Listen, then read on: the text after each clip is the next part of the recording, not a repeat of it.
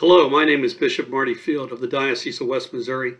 Here in West Missouri, we will be remembering Black History Month through the month of February. I want to tell you about a time in our nation's history. It was a time when racial justice was severely a challenge for the country. Many people lived in poverty, sometimes because of oppression based in racism, sometimes because of inequities in education, all of which came together to create a massive amount of problems involved with poverty. It was a time of diseases and pandemics. It was a time of constitutional crises.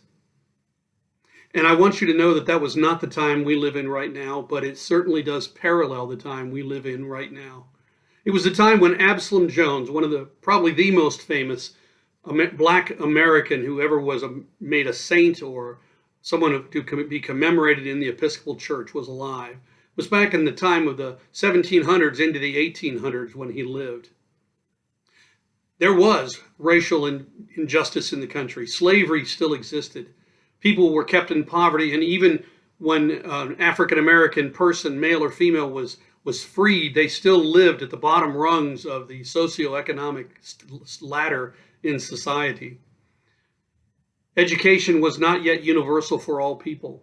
Diseases such as yellow fever and other insect-based as well as germ-based pandemics, nobody knew how to treat them, and so they swept across large swaths of the country from time to time.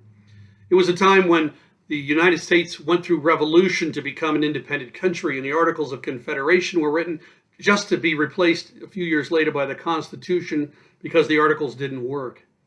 There were 2 wars and 5 insurrections during the time of Absalom Jones' life. He lived in quite a time with many parallels to the time in which we lived.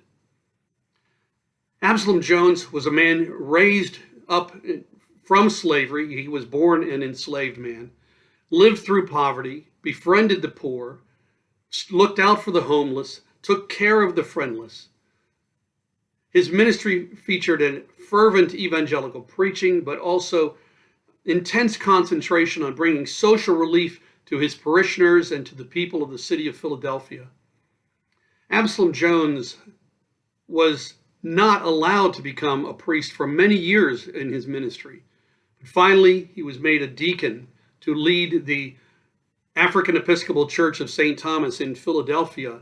And several years later, there were many years between his ordination to the diaconate and to the priesthood, he was made a priest to serve with that church. And he is remembered by us to this day because of his reputation for caring for people, for tending to social needs, to speaking out against slavery. He even was part of a group of people that put a petition in front of the Congress in 1793, I think it was, to have a conversation in the Congress about outlawing the slave trade and outlawing slavery in what was now by that time the United States of America.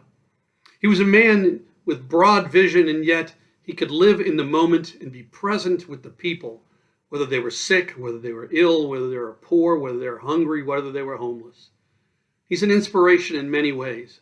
And if you don't know Absalom Jones, I think you should get to know more about him. There's lots of material available online, and he's worth looking up and learning more about Absalom Jones' life.